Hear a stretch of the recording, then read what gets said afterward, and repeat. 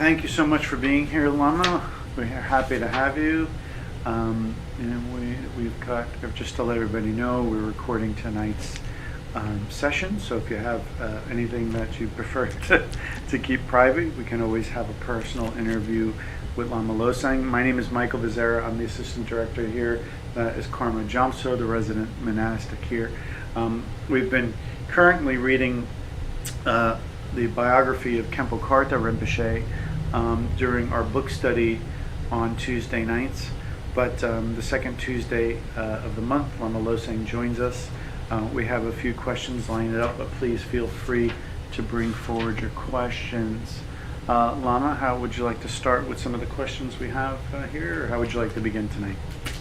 Well, I'd like to begin with refuge. We will begin with our refuge prayer. Namo kunchok sundang sawasum chapne nam chatsuchi dropan samje lagochir jangjuk choktu semkedo kunchok sundang sawasum chapne nam chapsuchi dropan samje lagochir jangjuk choktu semkedo. I go for refuge to the three jewels and the three roots, the sources of refuge. In order to establish all beings in Buddhahood, I generate a mind of supreme awakening. And another short prayer. Halden Sawe Lama Rinpoche, Daki Chiwo Pede Denchimla, Kaden Chimpo Gone Jesungte, Kusuntuchi Nudup Sal du Sol. All right, so we can begin with, I heard someone say they had a question. And there was a question that did come up that you mentioned, or that Jamso mentioned, and we can also take that, and I can expand on that particular question.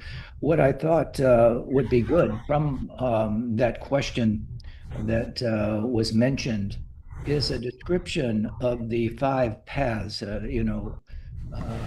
We need to be clear about the road we are traveling. In Mahayana Buddhism, that road is often described as the 5 paths, that being accumulation, preparation, seeing, meditation, and no more learning. So I will give a brief teaching on that tonight, along with whatever other questions might arise. But I think that is an important topic to cover tonight.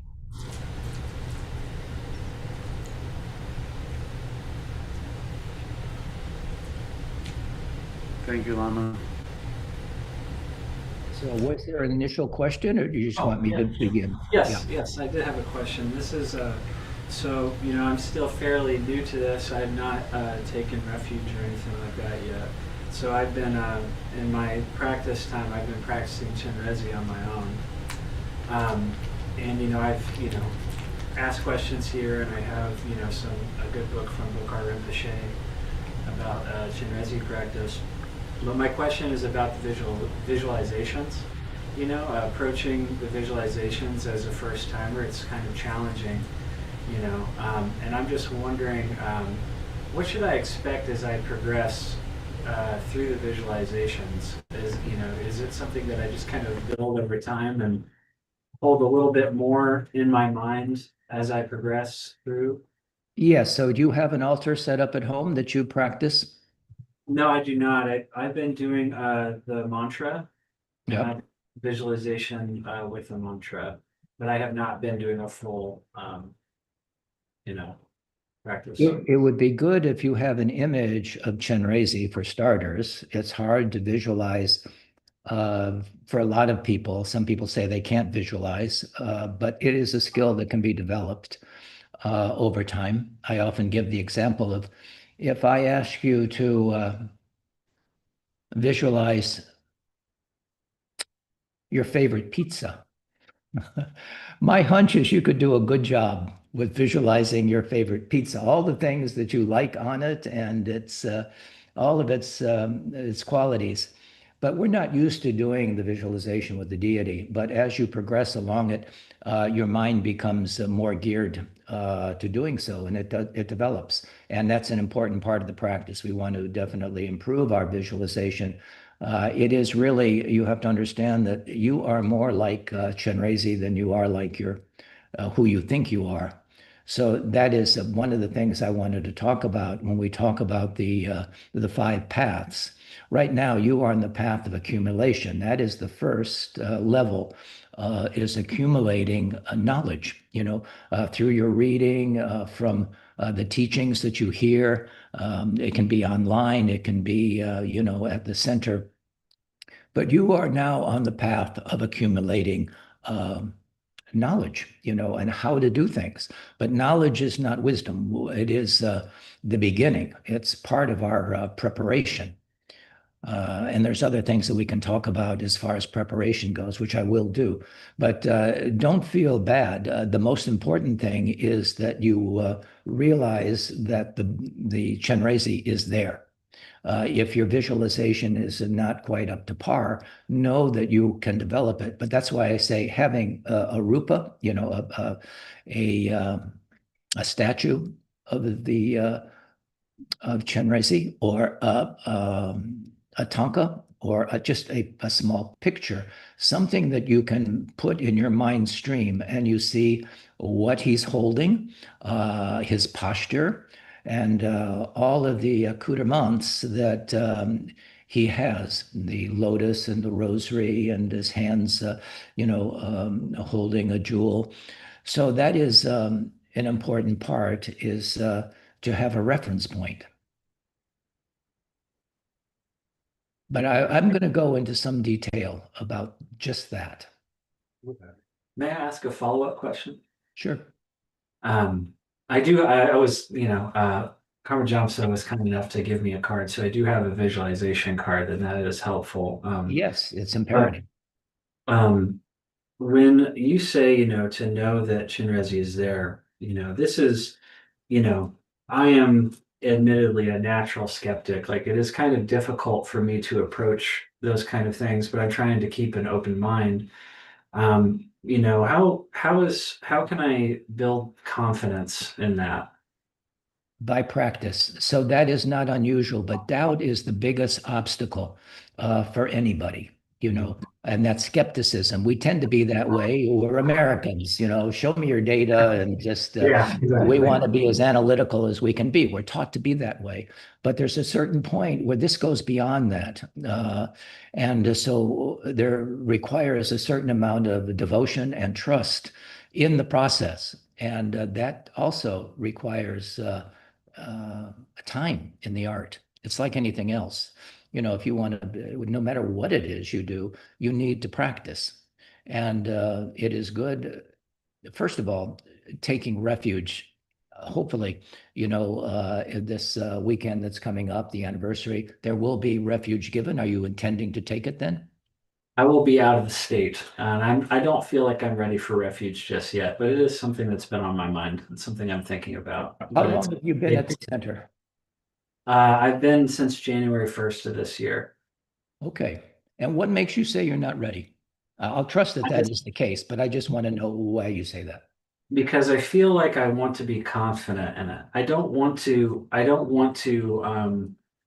If I take refuge, I don't want there to be a doubt in my mind when I'm in the process of doing it. I want to be certain that this is something I want to do, because I don't want to, be doing, like, yeah, I'm ready for refuge. And then, 2 months later, I'm just like, oh, well, I don't know. And I just drop my practice. I feel like that would be kind of an insulting one to all the time that people have spent on me to help me try and understand these things. And, it's just, I don't know, it's important to me to kind of have more confidence before I'm ready to do it. Well, it would also give you confidence. Devotion is a very important part of the path. And I'm sorry you won't be there for the weekend teaching, because it will certainly be helpful to hear the teaching, and to be a part of that. But it is, have you been to any other teachings, and have you seen the refuge ceremony? Do you know what it is? I have not seen it, but I was here for Kempo Ten's teaching earlier this year. That's the only Yeah. one I've been to so far. How was that for you? That was wonderful. Yes. It was really illuminating. And I felt like, it answered some questions for me, and it did, you kind of saying, it did give me a little bit more confidence to kind of proceed, because before that I wasn't really approaching any kind of visualization or anything at all. And, from, going through that and some of the discussions we had, I was able to kind of keep going with my practice, even if I did have some doubt, And that's what you need to do. Doubt will be there. I mean, that is inevitable. You have a mind. We compare, we contrast, we analyze, we do all those things. Doubt creeps in, and you just recognize it as doubt and go on. That doesn't change initially. It requires experience. So what counters that doubt is the direct experience, and that takes some time. But the refuge ceremony grants you fearlessness in the practice. Once you do that, you are then on the path. You're a stream enterer, and the blessing that goes with that actually carries an energy with it, and will improve your mind stream in a way that will give you a confidence. And if you can wait, of course, I'm not saying that I trust your judgment in that, but you can wait forever, and we just don't know. Life is impermanent, isn't it?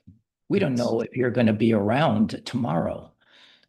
So I would say when we talk about the Mahayana and Vajrayana in particular, it is a path that is really requires diligence, but even more than that, it requires a certain devotion and understanding. So that may take some time, but if there are, are you familiar with the four thoughts that turn the mind to Dharma? I seem to talk about this every time I speak. I have read them, but I'm not, I don't have it all memorized. I would be happy to hear it again. Yes, well, it's not only hear it again, but as part of your practice to do that every day. The first one is this precious human birth. We have this precious human birth. We have the capacity to be enlightened. We have this Buddha nature, and we can experience it directly. So it is important to use this opportunity. We've been wandering in samsara since beginningless time. This is now we have the good fortune of being born human, and we have all of the qualities, characteristics, and possibilities to do exactly what the Buddha did, to attain enlightenment in this very life.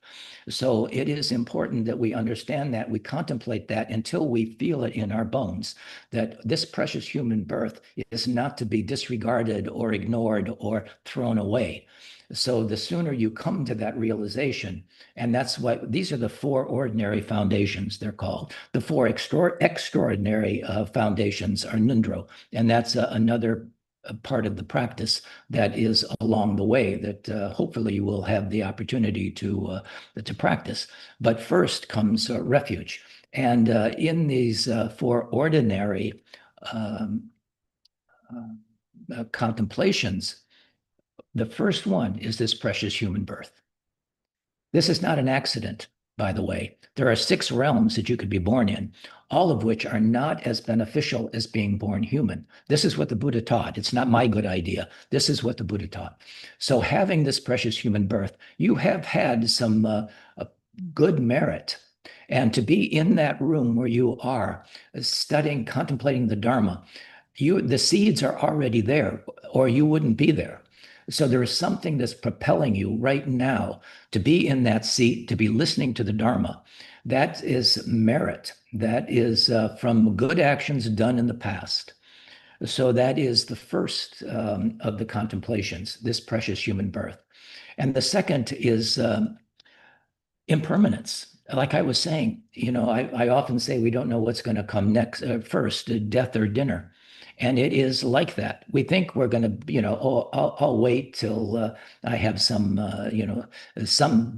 flash of insight, and then I'll be able to do what I need to do in practice. It doesn't work like that.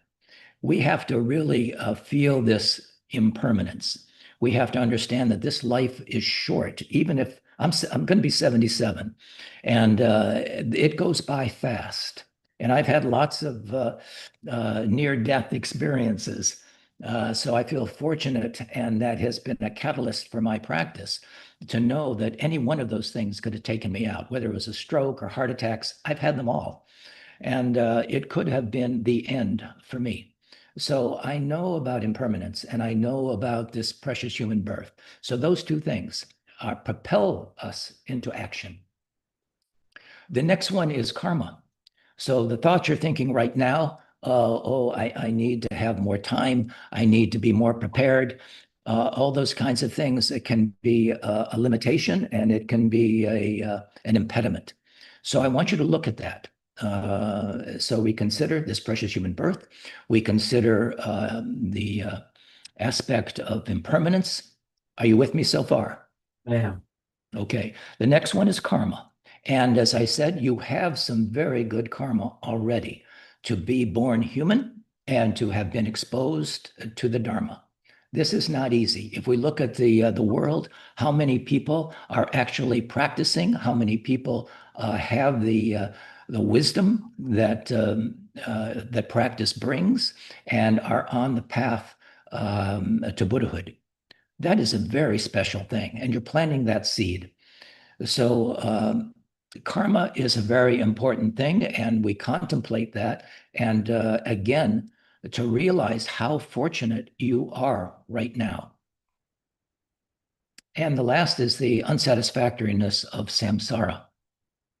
Samsara is wandering in ignorance. It's not knowing the truth of who you are and our relationship to this world, this sense of self, this I that we aggrandize, that we have become very attached to. And that creates circumstances that lead to suffering for the most part. That's one of the Buddha's first, when he was first enlightened under the Bodhi tree 2,500 years ago, and that was his first teaching to his five yogis that he had traveled with. This idea that there is suffering. There's a cause of that suffering. That's the attachment I'm talking about, basically. And there's a way out of that suffering, and that's the Noble Eightfold Path. But that starts really with taking refuge and understanding that, yes, I do have to commit myself to this if I'm going to make progress on the path. So it is like that. So we contemplate those four thoughts that turn the mind to Dharma. Contemplate those until you feel it in your bones as a reality. I will do that. I will add it to my practice. Thank you. Okay, how are we doing so far? Any other question about that? No, that was excellent. Thank you very much. Are there others before I begin?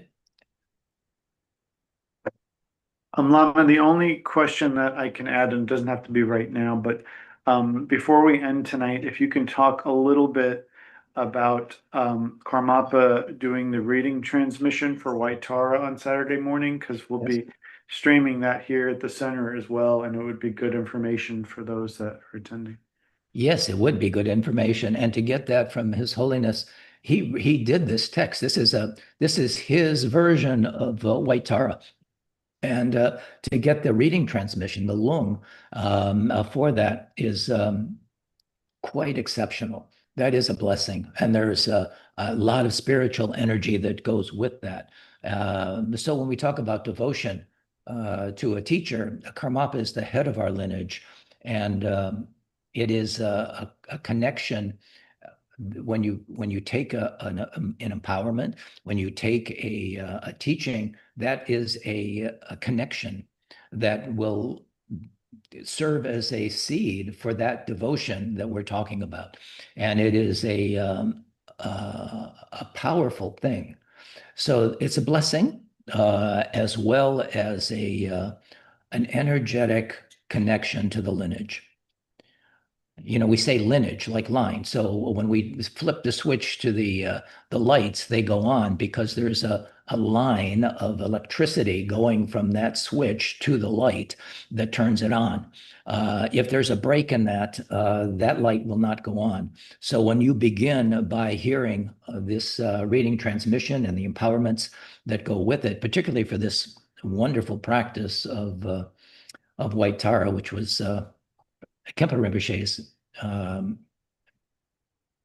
Yidam practice as well. And to hear it from a Buddha, such as a Karmapa, the power of that is unbeatable. That's as good as it gets. So if you have the opportunity to do that, I intend to do that as well. I've had the empowerment before, but this is a very special kind of thing to get from the Karmapa. As you know, the Karmapa is the 17th incarnation. We've over 900 years of our lineage, and Karmapa is the 17th reincarnation of the Karmapas over that 900-year period. So we have a very strong lineage. The Karmapa is the head of that lineage, and he is the source. So getting it from the source, so to speak, is pretty incredible. I encourage all of you to do so. Did that answer the question, Mike? Thank you, Lama. Yes, appreciate it. Anything else outstanding there that people want to chat about?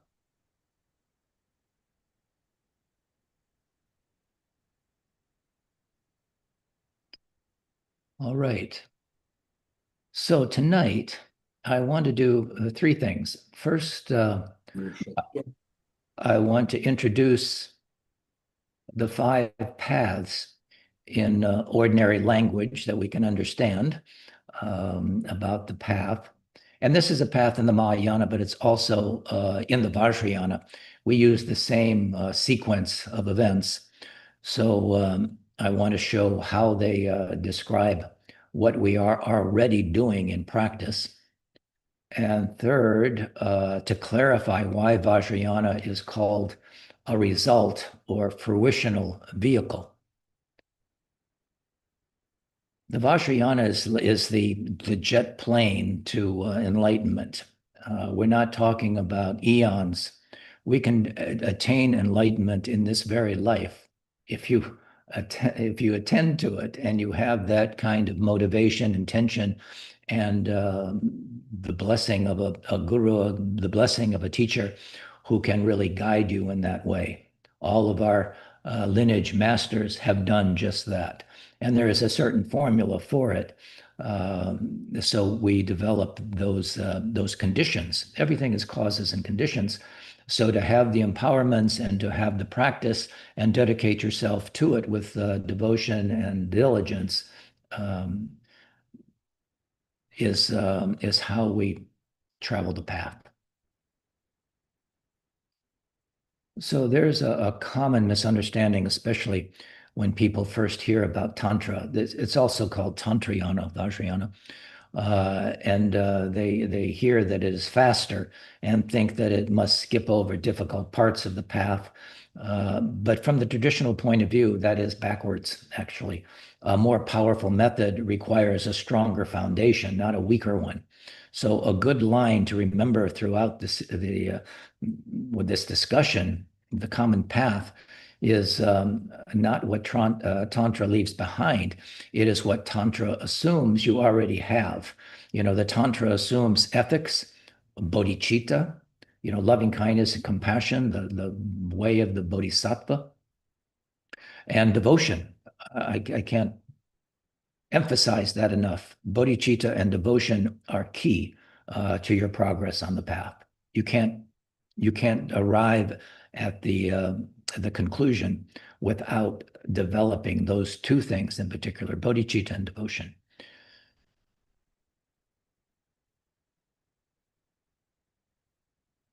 So the Tantra assumes this ethics, having the correct view, bodhicitta, devotion, and some genuine engagement with emptiness ultimately.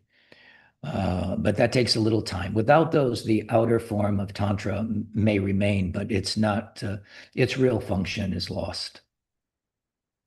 You can go through the movements of Vajrayana or Tantra, but you won't get the result without those ingredients. Having correct ethics, having developed bodhicitta, loving kindness, you're doing your practice twofold benefit for yourself. Certainly, you have to be awakened to benefit other beings, but you also want to help all those other suffering beings that you see all around you and know that they are suffering because they don't understand the nature of reality. They don't understand their Buddha nature, which is what allows you to become a Buddha. We all sentient beings have Buddha nature. So it's the cultivation of this Buddha nature, the direct experience of that Buddha nature through practice. And our crown jewel, the Mahamudra of the Karmakaju, resting the mind naturally in that state.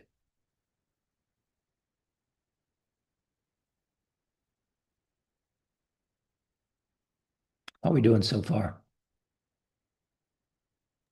Good. Okay, so let's look at the first of the five paths that we talk about, and I mentioned it briefly. The first is the path of accumulation. This is the stage of building the causes of awakening. A practitioner is strengthening refuge. I say that's imperative. That is how we begin.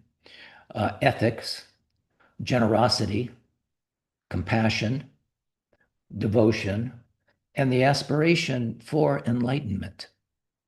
So this is where we are learning how to orient our life around Dharma in a stable way. The path of accumulation. You're hearing it, you're practicing it, you're assimilating it, making it your own. The second is the path of preparation. So, and I'm talking to all of you in this way, no matter what level your practice is.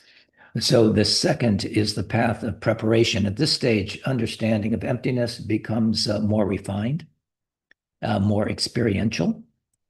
One is no longer only hearing about the teachings, but beginning to deepen insight through the shamatha practice, through taming the mind. Then we can place it and it stays. I often make the comparison of training a puppy. We can stay to the puppy, and the squirrel running across the lawn there just gets his attention. He's off and running. So we need to stay, and our minds are very much like that puppy's. We get distracted by the least little attraction, and we start following that particular thought, that feeling, that emotion, and we're lost. When we do our shamatha, we're using a form.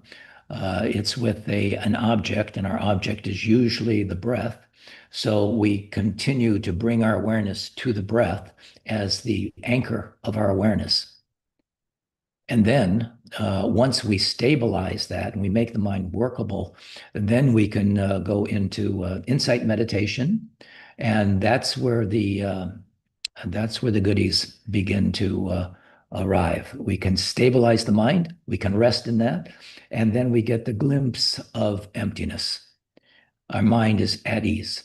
It's quieted to a degree. Often we say that there are different stages. The first stage of shamatha is like water over a waterfall. The mind is so active. And when you start meditation, you think that your mind is really worse than ever because you see all the thoughts that distract you, and you really can't stop them. They're going to come, but we're not going to be distracted by them. We recognize it as thinking. We return our attention back to the breath again, over and over and over again, until it's trained to stay, just like training the puppy. Stay. That's what we're saying to our mind. And the third is the path of seeing. So this is the first direct non-conceptual realization of emptiness. This is the first bhumi of the bodhisattva. They have recognized and experienced emptiness. And this is, can you, the description of bhumi, what is bhumi? Can you give the definition of bhumi? these are levels of the bodhisattva path to enlightenment. There are generally considered 10 bhumis. The first is the joyous, it is said, the first bodhisattva bhumi, but it begins with a glimpse. We can now begin to stabilize the mind, and it's trained to be able to rest in that emptiness, at least for some period of time, sometimes not long, and then the mind races again. But this is the first level of seeing. This is the first direct, non-conceptual. This is not a cognition. This is not something that we're forcing the mind to do. It's resting naturally in its Buddha nature, which is just pure awareness, without concept, resting naturally, without thinking, without running off after whatever it is that's coming through our mind. It's a decisive breakthrough in how reality is known. This is the path of seeing. And once we hit that, we are definitely on the way. We've trained our mind, it's workable, and then we extend our meditation for longer and longer periods. That samadhi, that clear awareness of our Buddha nature, of that emptiness. So that's the path of seeing. And then the fourth is the path of meditation. We've been talking about meditation, but this is the fourth. Once a direct realization has arisen, it must be repeatedly familiarized with the integration, of our practice, and remaining obscurations are gradually exhausted through continued practice. Our kleshas begin to soften, we see them clearly, and then we have a choice. Right now, we're like on automatic pilot. Anger can arise, jealousy can arise, all these negative emotions can arise, but we are now at the place where we can see them arising, and then we have real choice. And now, not so much. It's a knee-jerk response. Something happens and we react. We don't respond, we react, based on our habits, our habitual patterns.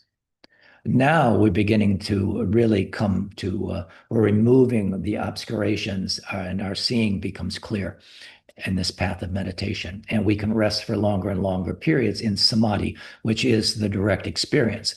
This is the natural resting of the mind in its natural state. And the fifth is the path of no more learning. So this is complete Buddhahood. So this is the goal. This is the end of the practice, really. And this is Mahamudra. When we talk about the path of no more learning, this is Mahamudra. And this is what the Buddha taught us. This is the complete Buddhahood, when all obscurations have been removed and nothing further remains to be cultivated as a training path. We call the Buddha Sanjay. We call him Sanjay because Sanjay means he's developed all of the positive qualities, the 6 virtues, and which we will talk about a little bit too. And he's uprooted all the negative kleshas that keep us in samsara. Samsara is wandering, like we've done since beginningless time, in different states in these 6 realms. We've experienced hell realms. We've experienced the hungry ghost realm. We've experienced animal realms. We've experienced God realms. We've experienced them all. Beginningless time is a long time, and we've experienced all these things. But now we are in a place, because of our karmic predispositions, now to be in a place where we can actually realize what the Buddha taught. In these other, even so-called God realms, are samsaric realms. You end in a God realm, we think, oh, I want to go to heaven, so to speak. Most Christian have the idea of going to heaven. But in Buddhism, heaven is also, or the God realms, are also a samsaric existence. They're long-lived. They have very blissful lives. Everything is beautiful around them. Their minds are in enjoyment of whatever they do. But they now, if they don't turn their mind to the Dharma, they can exhaust all the good karma that they have. It requires a good karma. They were generous, but in that situation, they were generous for the wrong reasons. They wanted acclamation or acknowledgement or, praise for giving or being generous or having certain qualities. And that is not the highest giving, if you're looking for some kind of aggrandizement, some kind of credit for it. You do it just like grass growing. It's a natural expression of your Buddha nature. But in the beginning, you can find yourself in a God realm because you were generous. But the idea in the God realm, they are ruled by pride, basically. That is the negative emotion, that their actions are done out of pride. So this is a map, and is useful not because it lets us rank ourselves, but because it encourages honesty. We really have to look. If a person is still struggling to sustain ethical discipline, regular meditation, and ordinary kindness, then much of their present work is that's the accumulation of merit. And if their insight is into selflessness and emptiness, that becomes a deepening and becomes more stable. Then preparation becomes more relevant. As a lens, we can see that, we talked about the path of seeing. That is really the first coming on the path of realization. And then our meditation deepens, our samadhi deepens, and we extend it for longer and longer periods until we just rest in that naturally, continually. The Buddha does not move. He's like a mountain and is stable in his awareness. The word for gom, meditation in Tibetan means becoming familiar with. Your mind. This system is a complete and supreme psychology. My PhD from the University of Florida was in psychology. I know something about psychology. I taught psychology at the university. But I will tell you that what you're engaging in is a supreme psychology. And if you follow the Buddha's teaching, you will gain the merit that goes with that and ultimately Buddhahood. But it requires attention. It requires a certain commitment. But that is joyful, commitment. You're happy to do that. So where does the Vajrayana fit? The Vajrayana works within the same five-path structure that was just mentioned, but it is called the result vehicle. We're starting from a place of a view of ourselves as a Buddha. That's what we mean by the result vehicle, because it brings the result, Buddhahood, into the present training.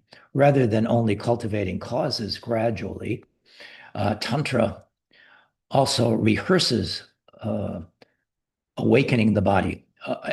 We see ourselves as awakened with our body, speech, and mind. And the world now, through that lens, we begin to see that way. We construct the generation stage and the completion stage through our yidam practice. And that's another level that we will talk about. But it is a skillful means that is only in the Vajrayana, or Tantrayana, if you like that term. So we can't skip steps. A simple analogy is like physical training. When you go to the gym, one person separately trains strength and flexibility and balance. Another follows a well-designed integrated program that develops the qualities in that way. Both are working with the same body, but one session is doing more tantra, is said to accelerate the path in a similar way. So we can improve our practice in that way. So the 3 points to carry are, first, the 5 paths are a basic Mahayana path. It's a map, the basic Mahayana map. The second, Vajrayana does not replace this map.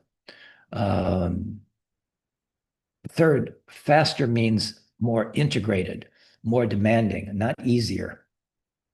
I'm not suggesting that Tantra or Vajrayana is easier. It requires diligence. Okay, any particular questions about anything thus far?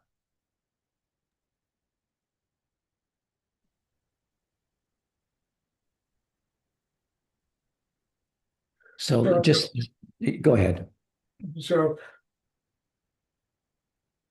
we have points where we're going to advance and fall back between like the first 3 steps, and then after that, you're pretty much no falling back. It depends upon what level. I mean, that's true. So if in plain language, the accumulation stage builds merit. It builds ethics. It builds devotion and compassion, and the aspiration for awakening. That's the first stage, accumulation. We're building. It takes merit, and you have merit to be hearing this conversation. You have merit to be in that seat where you are.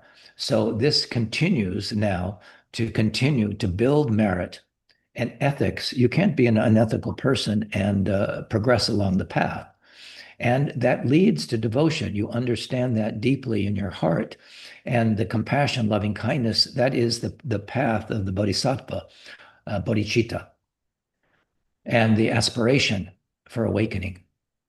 You have to want it, and if you want it, just like anything else, if you're looking at a profession, you've got to want that. It doesn't happen by itself. No matter, again, whatever your profession is, that didn't happen by itself. You had to study, you had to practice, and you had to devote yourself to it. This is no different. But the goal of awakening, of Buddhahood, is something very different than the career that we're talking about. This is the essence of your Buddha nature. So the preparation, a deepening insight. So the second preparation deepens our insight into emptiness and maturing our understanding toward direct realization. This isn't a concept, it is in the beginning. It's an idea, it's a concept, it's a structure. But we need that in the beginning. But then comes seeing. If we're following this path, the path of seeing is the first direct non-conceptual realization of emptiness. And then we continue with meditation to develop this more, familiarizing and stabilizing this realization until obscurations are completely exhausted. And no more learning is complete Buddhahood. Training is finished. You have achieved a level that we call in our tradition Mahamudra.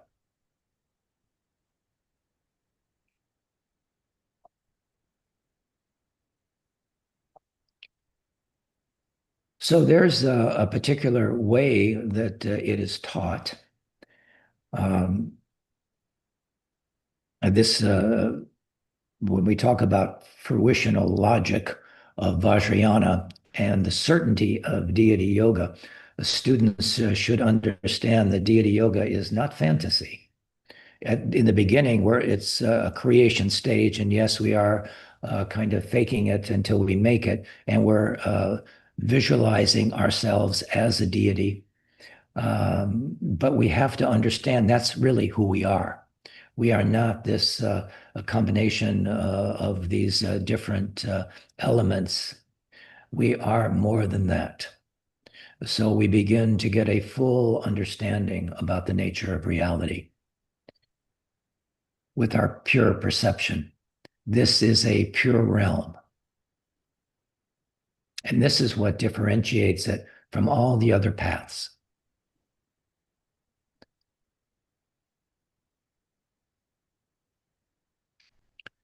So we say it's a graduated path. the five paths and clarified that Tantra does not replace the Mahayana path. It's an extension of the Mahayana path. And we'll just look a little bit more about what we mean by fruitional or result. We're starting with seeing ourselves as a deity, and we're seeing our surroundings as a pure realm. That is a big difference in the way most of us see things right now. So a useful place to begin is with a very ordinary observation. You know, all of us are already practicing identity all the time. We rehearse who we think we are through memory and self-talk and fear and ambition and shame and hope. And in that sense, a samsaric identity is already a kind of repeated visualization that we do, but it is a defective one. So when Tantra asks us to arise as a yidam, such as Chenrezig, we're talking about Chenrezig, so we'll use that as an example, or Tara or Medicine Buddha. It is not importing imagination into otherwise an imagination-free life. It is replacing one habitual mode of imagination with another, one aligned with our Buddha nature and compassion and emptiness. That is more in line with reality. We have to understand that. So in Sutra, in the Mahayana, the general feeling of the path is causal and gradual. We cultivate generosity and ethics and patience, concentration, wisdom, so that their result matures over time. Tantra accepts that fully, but adds another move. It brings the result into the present path as a practice support. The deity practice, the yidam practice, as you were talking about, you know, your practice of generosity and all these, your practice of visualization. So this is the meaning of result as path. One does not merely aspire to Buddhahood. In the distance, one trains in awakening form, awakening speech, awakening the mind, and awakening the environment now.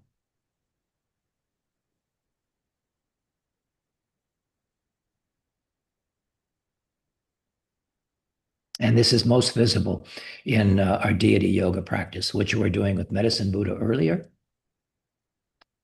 And the practice usually begins with refuge and bodhicitta, making its Mahayana basis explicit.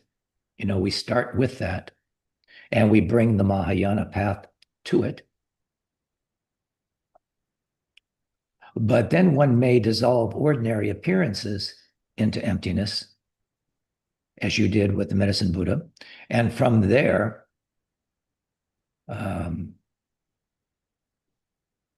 you arise, you know, as the deity. We start from emptiness, then we arise as the deity, and we regard sound as mantra and the environment as the mandala of our creation, and later dissolve the entire thing, everything back into emptiness. That's what you did in the Medicine Buddha practice, what you do also in the Chenrezig practice and all the Yidam practices. They all have that same kind of sequence. So that repeated rhythm matters. Without the dissolution, visualization could become another fixed identity. So when we're visualizing these deities, they are non-corporeal. They're like a rainbow, you know, it's they're empty of any fixed identity. And then we dissolve it. And the practice repeatedly trains the inseparability of appearance and emptiness, right? So deity yoga is not just positive thinking or a decorative symbolism. It is disciplined method of identity transformation, grounded in emptiness and bodhicitta. And we say it accelerates the path. So what does that mean? it is said to accelerate the path.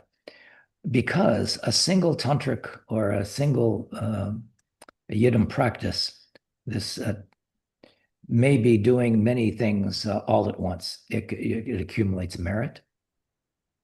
It purifies obscurations. You're seeing things as they are, seeing yourself as you are. You're more Chenrezi or medicine Buddha than the person that you think you are. And we're beginning to transfer our identity, this transformation, with this practice.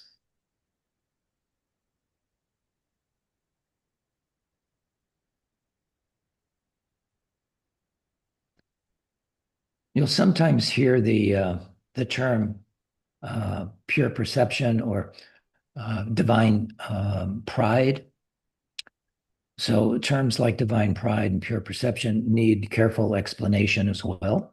Usually we don't think of pride as being a good thing, but in this situation, it is important progress on the path. Divine pride does not mean arrogance. It means a confidence in the awakened state, in the awakened nature expressed through the deity form. Pure perception does not mean denying suffering. We see suffering. That's the Buddha's, again, first noble truth.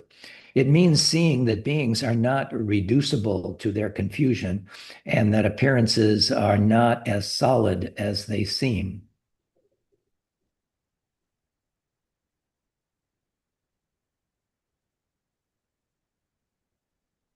So one way to phrase it is that ordinary perception sees beings as fixed, in their confusion, while pure perception sees that confusion as real but not ultimate. That phrasing helps protect the teaching from becoming either romantic or, bypassing. You've probably heard the term spiritual bypassing. Oh, I'm Buddha now. I can do whatever I want. Not so.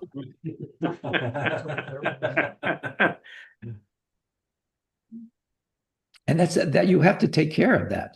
People get a little carried away, but not only are you Buddha, but everyone else is too. And so there are also dangers in that way. One can reduce deity yoga to fantasy and use divine pride as ego inflation, and to become fascinated by the symbolism without becoming a kinder in ordinary life. So so it is important to say clearly that healthy tantric or this practice should make a person humbler, steadier, and more compassionate, not more grandiose, not more arrogant.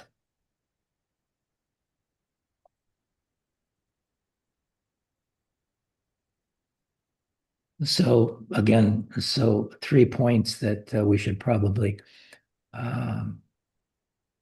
carry from this is that first, Vajrayana is called a result vehicle because it trains from the awakened result, Buddhahood, not only toward it, it trains to be that.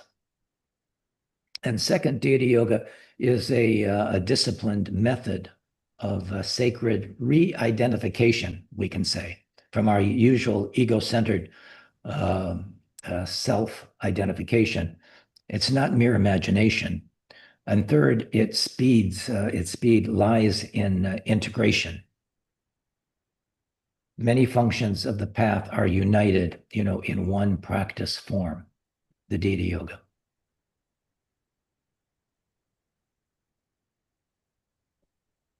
So you are all familiar with that. You've done it tonight, and if you do it in the right way, the merit that goes with that, and there are different stages. So it develops, our refuge and our bodhicitta. It establishes the Mahayana basis and the altruistic intention to benefit all beings. That is bodhicitta. And we train in that. And the dissolution into emptiness undermines the reification and prepares for the sacred appearance to become manifest. That's the Vajra pride, or divine pride. And we arise as the deity. It trains this awakened identity and sacred form. And the mantra engages speech, it engages the environment and concentration in a unified field of practice. It's the mandala that we create in our practice of deity yoga, the creation stage and the completion stage that's done in every Yidam practice. And then the dissolution. It's always dissolved, and we do a dedication. This reaffirms the emptiness and seals the merit in bodhicitta.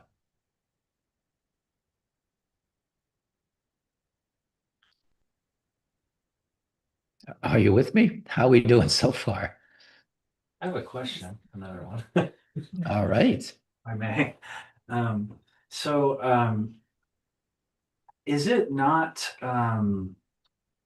Is it not good for somebody like myself who hasn't taken refuge to engage with the Vajrayana practices? Should I wait to be doing some of this stuff that I'm looking at? You won't get the same value. Mhm. You won't get the same value because you don't have the preliminary. It's like building a house. You know, you have to have the foundation to really develop the qualities necessary to gain the merit and to have the experience. Otherwise, becoming familiar with it is fine, but it doesn't have the same impact. It's fine to do it, but it is a sutra practice. And even then, when we do any practice, first comes taking refuge. That's why, Khenpo Ujin, who is the abbot of our monastery, KTD, in Woodstock, New York, the North American home of His Holiness the 17th Karmapa. Khenpo Ujin is the abbot of that monastery. And when he comes and he does this, the first thing before he does an empowerment, you can't take an empowerment without refuge. So that is always done as a preliminary. That is the foundation for our practice. Taking refuge in the three jewels, the Buddha, the teacher of this particular eon, this fortunate eon, and the Dharma, the teachings that he gave. This is the Dharma, and the Sangha. The teachers. The Buddha is no longer here, so we're dependent upon our teachers to continue this lineage through teaching. So we respect as one of the three jewels that we take our refuge in, the noble Sangha, those who have attained a certain level of realization so that they can teach in the best way.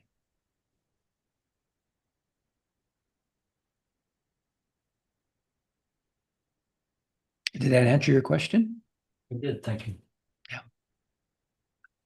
On a little side note, Lamala, when engaging in my Tonglen practice,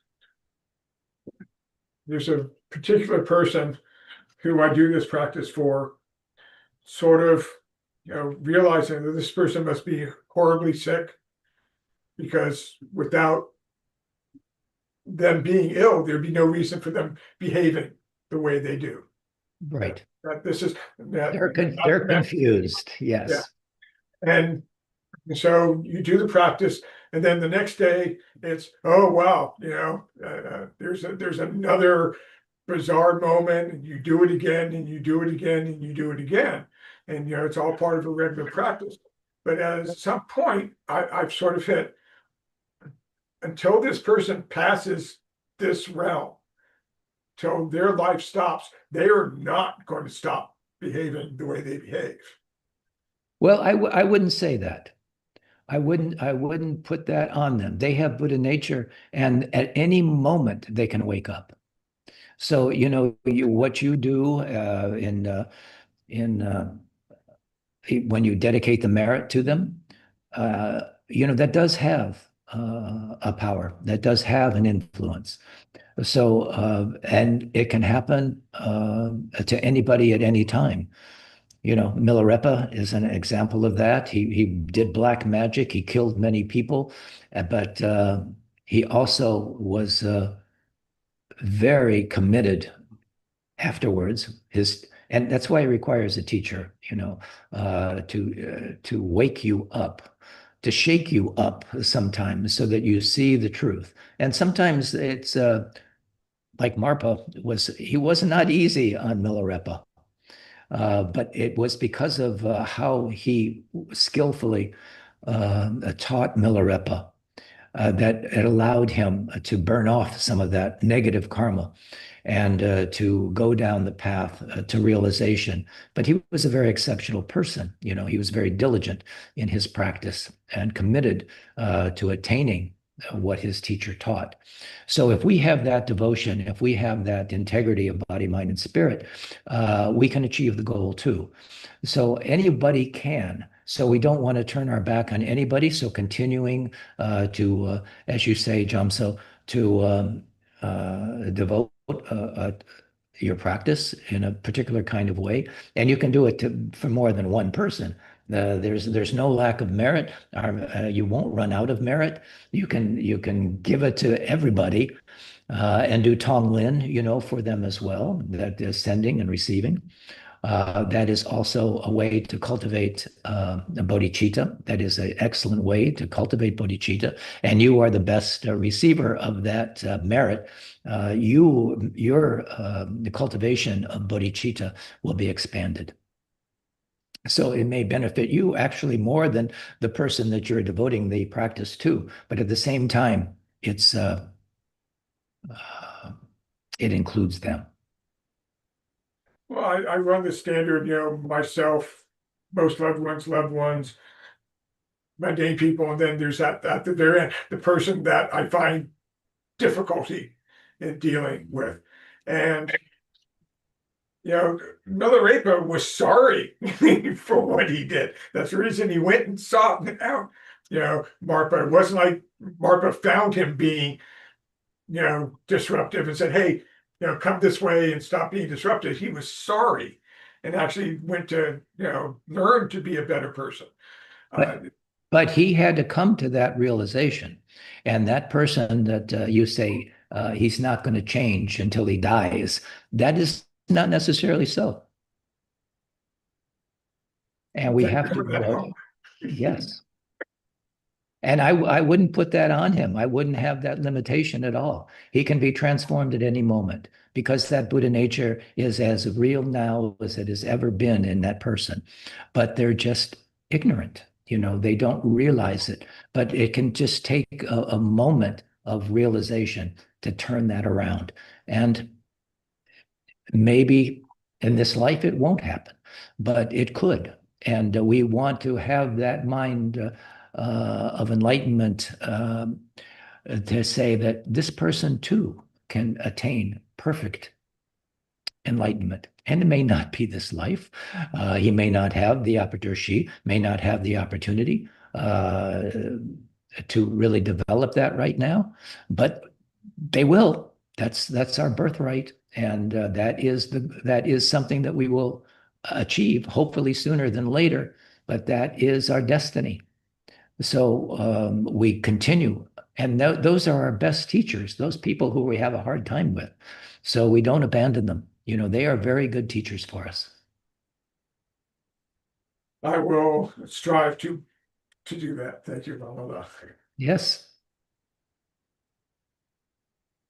Mama, that's a difficult, it's the idea of, it seems like attachment. We have attachment to how we view people, and we have attachment to sometimes wanting them to stay the same, and sometimes we want them to change, but we don't feel like that's ever going to happen, and we get attached to that idea.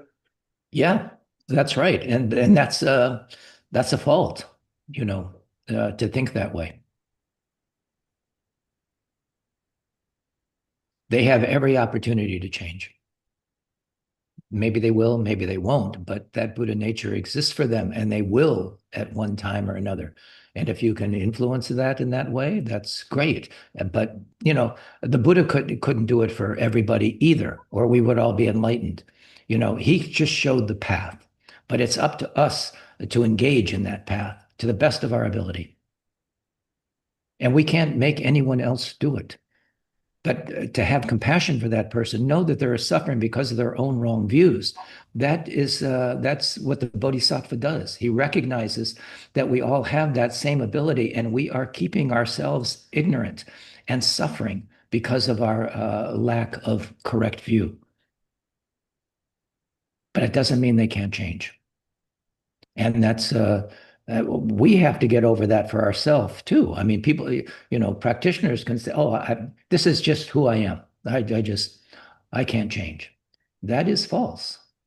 We have every opportunity to change at every moment. Everything is constantly changing, and we have the opportunity to realize that at every moment. But we have to choose to do it. It won't happen by itself without our intent and our aspiration to do so.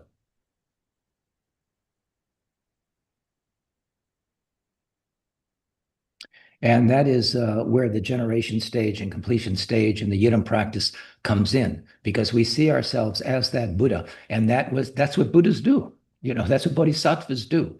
They benefit other beings.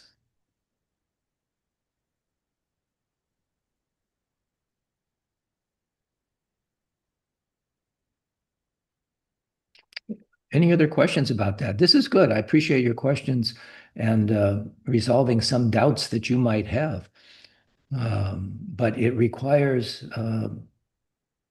having the right view more than anything. That is the first of the Noble Eightfold Path, having the correct view of the nature of reality.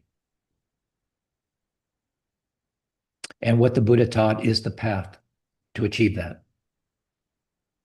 But we have to follow the path to get to the destination without a lot of dead ends and wrong turns. And the Buddha helped set the path for us so that can prevent us from going down those wrong dead ends and wrong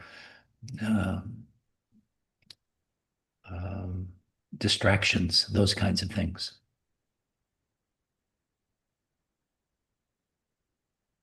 Well, Melosing, I had a question with the deity yoga. What I heard you say, let me know if this is correct. So emptiness, the deity yoga, and then return to emptiness. So there's the three parts of that. Yes, we start with the emptiness. Everything's in dissolution, dissolved, and out of that emptiness arises a lotus. All those visualizations that we do in the generation stage. We're creating a pure realm, but that exists right now for us. And when we do that Yidam practice and creating that out of emptiness, everything is empty. We are empty as well. Anything that we can see, hear, touch, feel, taste, all of our senses are illusory, basically, and we have the wrong misapprehension of the nature of reality. And through our practice, we get to see the truth. That's what we're practicing for. And so, out of emptiness arises the deity.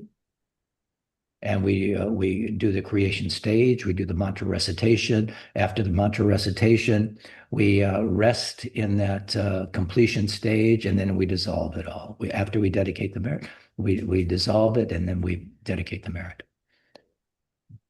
That is the deity practice in a nutshell. But we can talk a little bit more about that. So we can turn to a more advanced distinction, the generation stage and the completion stage in the highest Yoga Tantra.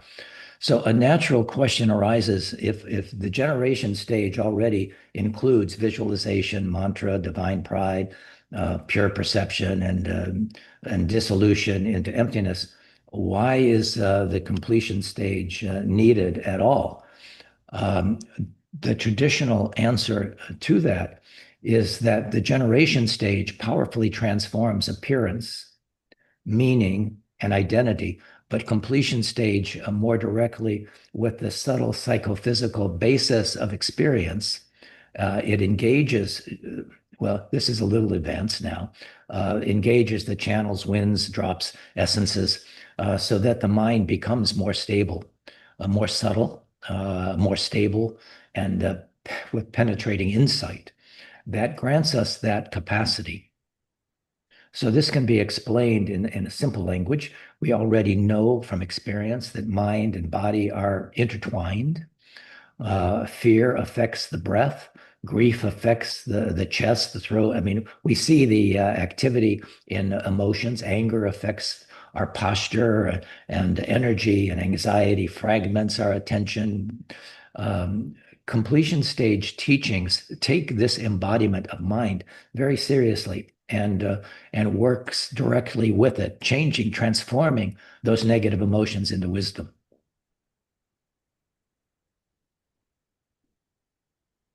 So one way to explain the distinction is generation stage trains the awakened form and sacred perception, while completion stage works more directly with the subtle energetic basis that supports our experience and allows us to see the truth more explicitly.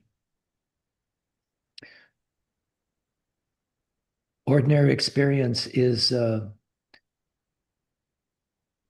seen as this being a pure realm. The sound of the mantra is pure sound, sound and emptiness. And traditionally, a generation stage comes first. It prepares the basis. It prepares the ground of our understanding, and it stabilizes the sacred experience, the sacred appearance of the deity, of ourselves, the deity identity, and the view of emptiness. Completion stage grows from that foundation. It doesn't replace it. It just grows from that. It's a deeper understanding. This is important to say clearly because students often become fascinated by the advanced reputation of practices like Tumo and Dream Yoga or Clear Light practices. Those are more advanced practices that we do in 3-year retreat, but anyone can experience that. But you have to have the training, and hopefully you will get that as well. But these are all skillful means to liberate ourselves from our confusion.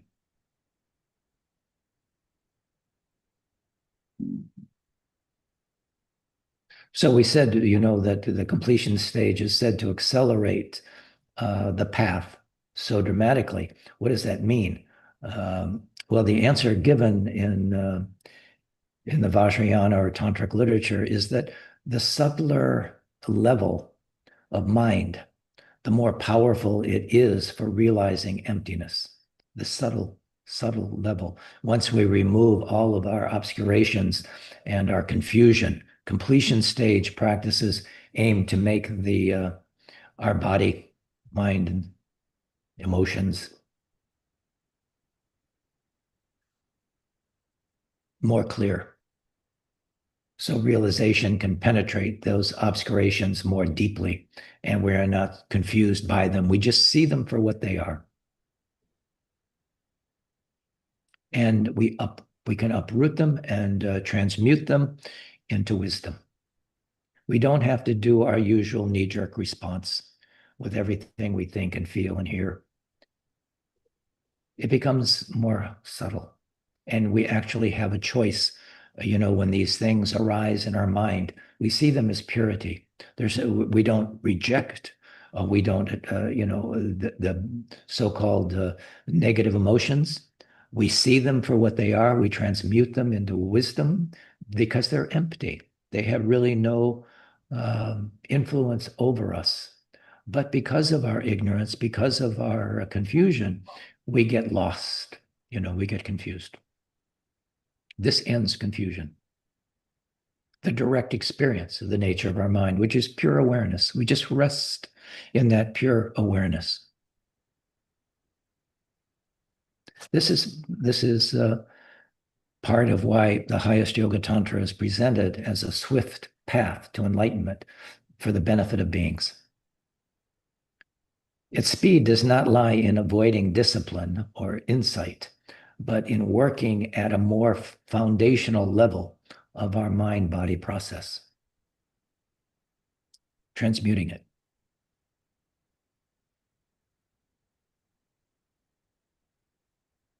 So the Mahayana is sutra-based. So sutra often works through understanding and gradual cultivation. The generation stage adds a sacred re-identification, and symbolic transformation. Completion stage also works from the energetic basis upward. Transforming occurs from more than one direction at once. All these things work together, doing the visualization, doing the mantra recitation, and resting our mind in its natural state of awareness. And again, connecting this back to the 5 paths. Completion stage methods do not abolish the 5 paths the framework. Rather, they are regarded as especially effective supports for our concentration, our purification, and the subtle realization on the continuum, of realization. These are very useful, skillful means.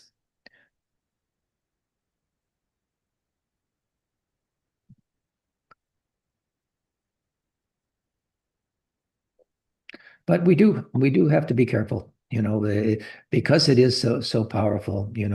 There are safeguards. The very strengths of the Vajrayana or deity yoga tantra can be distorted, and ego can appropriate that purity language.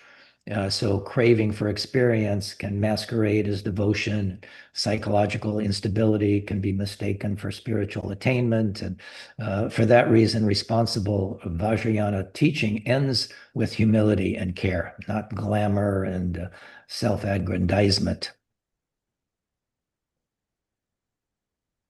So as we were saying, a faster vehicle requires good brakes. So students tend to remember that, and it expresses something genuinely important about the Vajrayana discipline. We have to have the guardrails so we don't go off the deep end.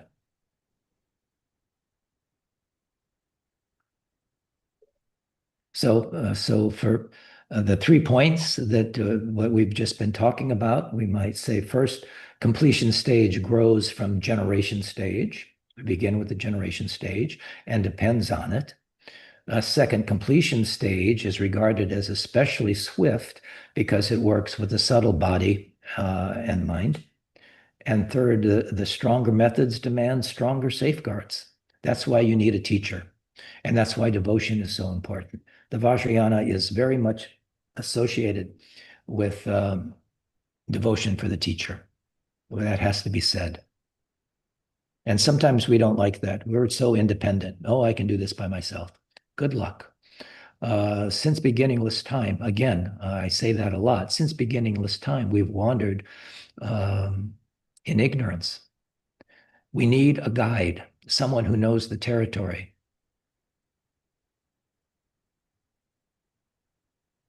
So we're dependent, on a teacher to take us to the goal. So there are 2 things, that are necessary as we do our practice. The first is not starting. You've started, so that's good. But the other part of that is not finishing. We have to finish. We have to walk the walk to the end of the path. So those are the 2 things. Hopefully, this is all taken together. This talk has given some coherent picture, and the 5 paths are in the Mahayana. This is the map. Deity yoga brings the result into the path, And the completion stage methods help explain why Tantra is said to accelerate that same path so dramatically when practiced correctly. And that's the key, practice correctly.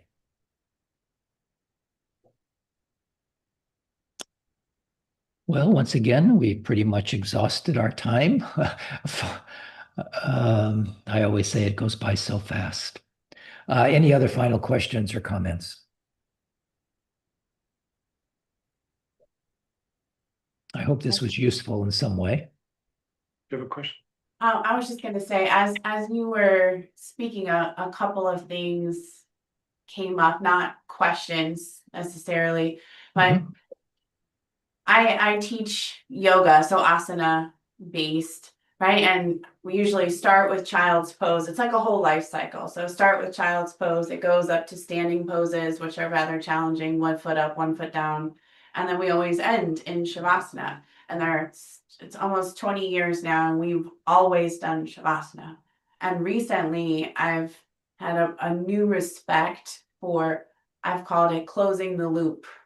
Like you must close it. And I've started noticing in my life where I had a lot of open loops, and some of it was from not choosing. And so recently, every class, I make sure to not only just say Shavasana and Namaste at the end, but like energetically, I've closed it. We're done with that. And the more often I practice, the more often I realize you can go through the creation, you started it, you built it all the way up, and then you let it go. And then more often you do that, it gets easier to enjoy the whole thing, the beginning, the middle, and the end, and to not cling. Like we don't need any more poses. We've shavasana, we're done. Go do your thing. See you next time. And then we will do the whole thing again, and it gets a lot easier. I've noticed this closing the loop thing and being grateful for that part of it.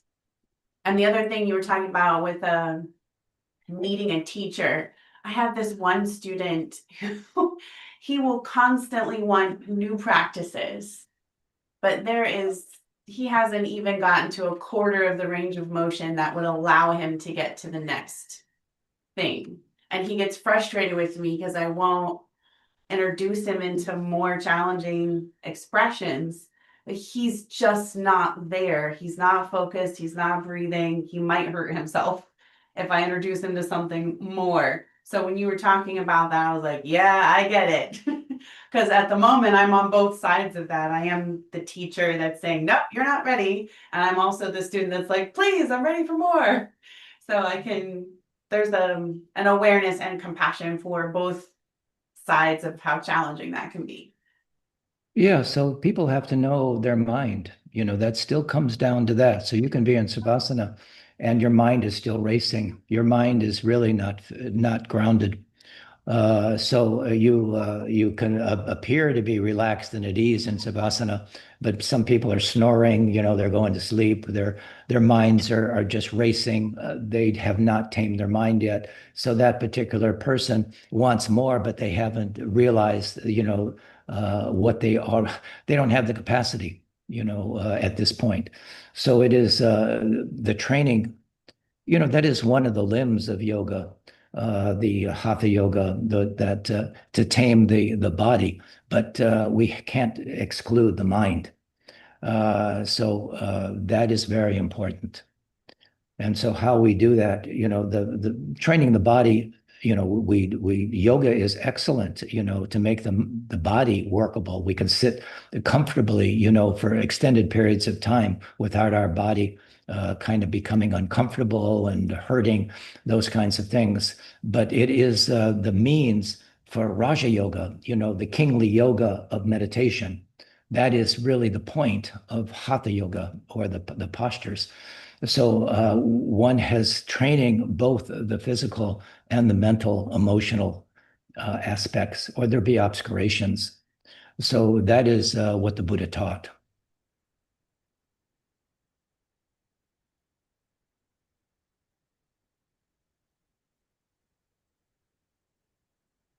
And all the chants like Green Tara and Medicine Buddha and all that, that comes directly from the Buddha? Yes, Awesome. yes. These are all the skillful means that the Buddha taught. Cool. Thank you. You're welcome. All right, so maybe we will do a dedication of merit. Unless there's some burning question, we are now only have a couple of minutes left. I don't want to keep you too long, but at the same time, I want to make sure that your questions are answered, at least as best we can. And always end your meditation with a dedication of merit. So that is the conclusion of our practice, is we dedicate the merit for the benefit of all suffering beings. That's what we wish to do.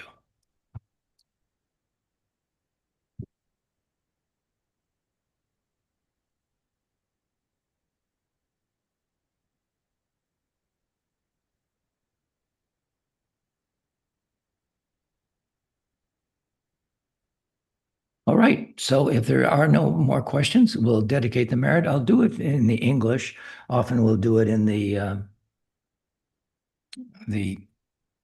Tibetan, but we'll do it in the English today.